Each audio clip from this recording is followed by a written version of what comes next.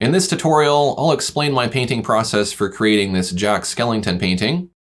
I'm using Corel Painter 2023 today, so let's go ahead and get started. I'll start by creating a sketch that roughly represents what I'm going to paint. My reference is a still frame from the movie, but I have adapted it a bit to make the character look more original. Next, I will use individual layers to block in each overlapping element of the character, for example, his head, neck, body, eyes, and so on. I need not choose the final colors for any of these layers, since I can easily change them later. Right now, I just want to get the basic color, but also create enough contrast to see the pieces where they overlap. I'm using a fully opaque brush called Smooth Fill for this, so that you can't see through to the layers beneath. The edge of this brush is also anti-aliased a bit, so the edges are not jagged. I need not follow my sketch exactly. If it feels like I need to correct or modify something, I will do that. The goal here is to establish the silhouette of each object, but there will always be opportunities to refine these shapes later. Next, I will begin to replace the colors I chose with ones that are more final. I am simply locking the transparent pixels of these layers and then filling them. You'll notice in the top right, I'm working from a color palette.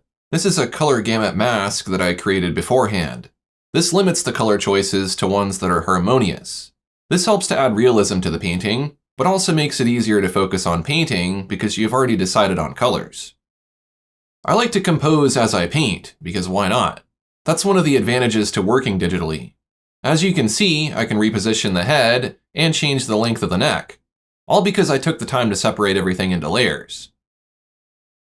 Now I'm ready to start adding form by shading with lighter and darker colors using a soft digital airbrush. I can create a stencil effect to trap my paint inside of the shape of the layers I'm painting on, or I can create selections to confine my paint within a certain area. As you can see, adding form helps the face look much more realistic and three-dimensional. I made observations about the shape of each shadow and highlight in my reference image and applied it to my painting. You might wonder why I chose this purple tone rather than white. That's because I want this to look sort of like it's made of clay and lit with the same lighting as in the movie scene. Therefore, I need to resist the temptation to use white because the reference is not white.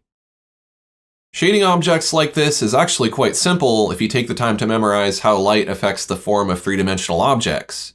Everything can be broken down into a combination of primitive shapes like spheres, cylinders, cones, and cubes.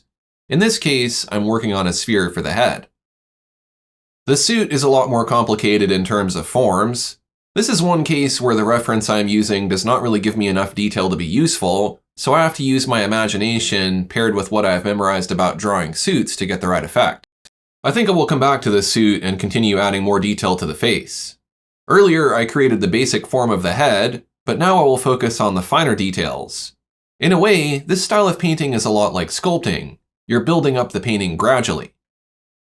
It is also important to have the correct balance of hard and soft edges. On the eyes, for example, some edges gradually curve around the inner skull to create forms with soft edges, while other edges are more abrupt with a sharpness to them.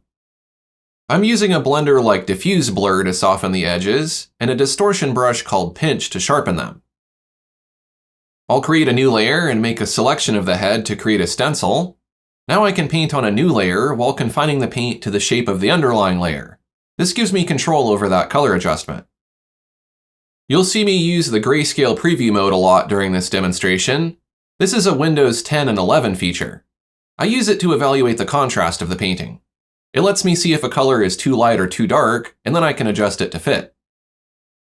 Next, I will use the airbrush to paint in some of the smaller details on the lower jaw. Using a range of brush sizes is essential to getting the features right. Now for the teeth. I want these to look three-dimensional. There will be a lot of shadows in the mouth, and because the teeth are supposed to be slightly yellow, I made them almost gray so they will fit in the color gamut I selected.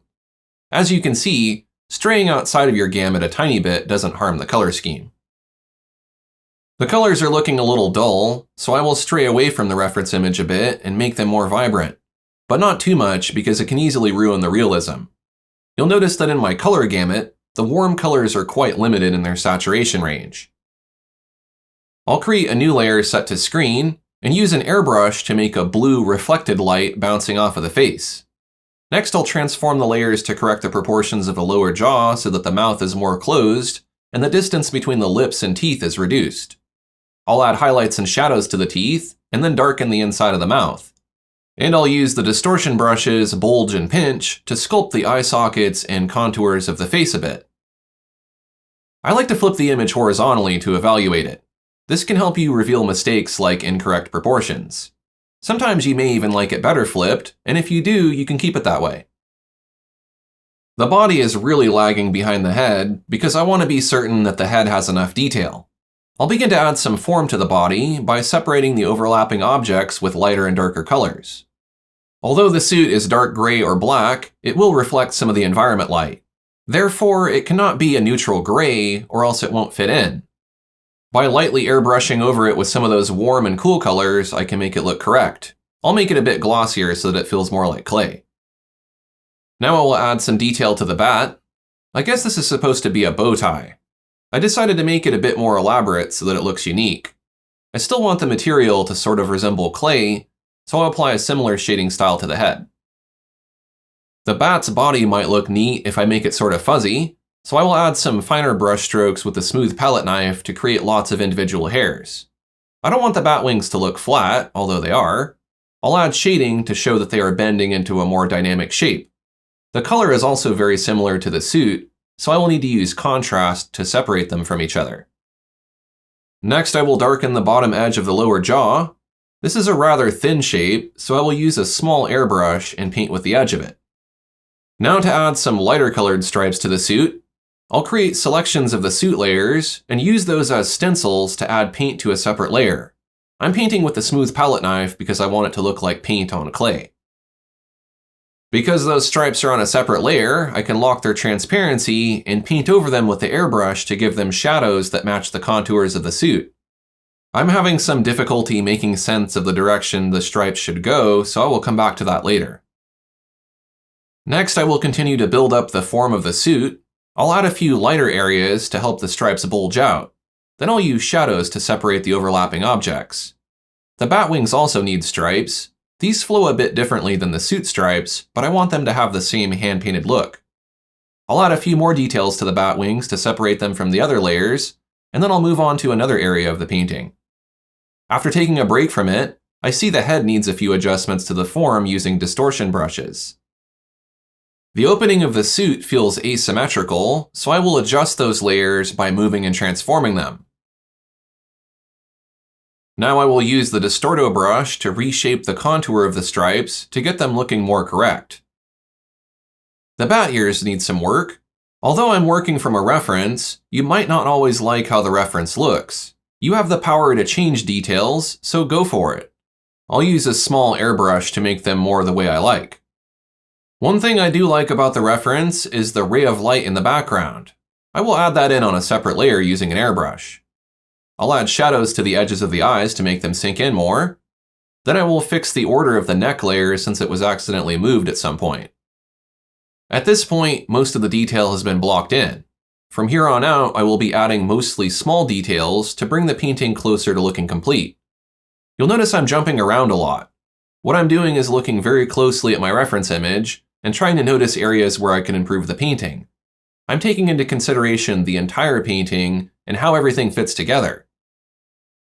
I'm sort of relying on the reference less and less at this point, and instead using my intuition to determine what needs to be done to make the painting look complete. There are a few highlight areas that are too bright and could also use some more saturation, so I will paint over those with an airbrush and some dull magenta. It's important to note that you do not have to paint a detailed painting like this in a single sitting or even a single day. In fact, taking a break really helps you get a fresh view of your painting, and you will often see mistakes you may have overlooked. Here's where we are getting into 80-20 territory. What that means is that I have already achieved 80% of the painting with only 20% of the effort, but now it will take the remaining 80% effort to get the last 20% of detail. These changes may seem minor, but over the course of hours, they can drastically alter the image, usually making it look a lot better. At some point, it may become easier to merge some of your layers so you can blend them together, shade them, distort them, or transform them. If you duplicate those layers first, you can hide them and save them in case you ever need them again to create stencils for specific areas. Now that the layers are merged, I'll distort the bat to reshape it a bit, Then I will add some texture to the chest so it isn't so flat. Adding textures like this helps improve the realism of the materials in this painting. I'll do that on the head and suit using a multiply layer with a chalk brush and a paper with a lot of contrast like standard artist canvas. I'll use that chalk to make the lines on the bat wings look more textured. Then I'll sharpen up some of the details along the mouth using Distorto. I'll help those cuts in the mouth look deeper by adding shadows opposite the light sources. Then I will place the highlights on the opposite sides. Most of the detail on the head is concentrated on the mouth, so I don't want to neglect it. Next, I will darken the bat wings and suit a bit because they feel too light. I'll also darken up some of the shadow areas here and there, so they begin to blend into the dark background. Now I will use Grayscale Preview to evaluate the balance of light and dark in the painting. This allows me to see more clearly if something stands out too much or not enough, and I can make corrections in either grayscale or color. As I've been working, I've been saving iterations of my painting with a version number. This is useful for a number of reasons. First, I can experiment freely on new versions without the worry that I will ruin the painting and have to start over. Second, saving multiple versions protects against crashed or corrupted files. I have had several experiences with losing artwork I spent a lot of time on, so I've learned my lesson the hard way. And third, those extra files can be useful for looking back at how your painting evolved over time. It can even help you better understand your progress as you're still composing the painting. If you don't want to keep these files, you can always delete them later. I'll correct the nostrils a bit by pushing them up with a distortion brush, then I'll sharpen the edges with highlights. Although that's how the reference image looks, the painting feels sort of dull color-wise, so I think I'll spruce it up a bit by adding an overlay layer above everything and filling it with a subdued magenta. I'll use a layer mask to conceal some of the overlay so that it fades to the cooler colors. I also want it only to be concentrated near the light source. I'll add contrast to the edge of the cast shadow on the chest, then I will add some reflected light onto the side of the neck. I'll return to looking at the painting in grayscale and improving the contrast. See what I mean when I said earlier that it will take 80% of the effort to complete the remaining 20% of the detail? I'll do some more work on the teeth, adding the surrounding colors reflected onto the teeth and blending them into the gums in some places really helps. I know I jump around a lot, which is why it's difficult to narrate videos like this, but that's just how my brain works. The important thing to take away here is that I'm spending lots of time on this. I could have stopped halfway through, but if you rewind the video, you can get a sense for how much this painting is improved. Here I will use the paint layering mode for the airbrush set to color and black. This will remove saturation wherever I paint. I feel like I overdid it with the color overlay, so I will back it down in a few places. I'll enhance the texture of the face by using a thick paint layer with the broken paintbrush and the simulated wood grain paper texture. This brush creates paint depth which can be adjusted dynamically. At this point, I'm getting close to the end of the painting. My focus is being concentrated on the small details in my reference image and matching those in my painting. I think I'll add a bit more of that thick paint texture. You'll notice after I'm done with it, I will merge it down with the head layer and blend it in slightly with diffuse blur. Now that I'm nearing completion, I will save as a flattened PSD and make some modifications to the color in Photoshop using levels and color balance. I'll duplicate the layer and apply a Blur Gallery Iris blur to help create the illusion of focus.